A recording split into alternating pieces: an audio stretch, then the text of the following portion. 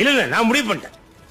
யாரும் college வரணும்டா, DC கொடுத்துறேன், வாங்கிட்டு போங்க எல்லாரும். எக்ஸ்கியூஸ் மீ மிஸ்டர், இரா அறிவுடை நம்பி MA MPhil PhD.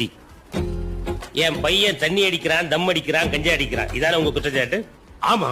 என்ன வாமா? காலையில 7 மணிக்கு அலாரம் வச்சு எழுந்திரிச்சு 8 மணிக்கு ரெடி ஆகி 9 மணிக்கு காலேஜுக்குள்ள வர்றான் என் பையன். சாயந்தரம் காலேஜ் முடிஞ்ச உடனே ஒரு 2 மணி நேரம் எங்க கூட உட்கார்ந்து பேசுறான், 8 மணிக்கு சாப்பிட்டுட்டு படுத்துறான்.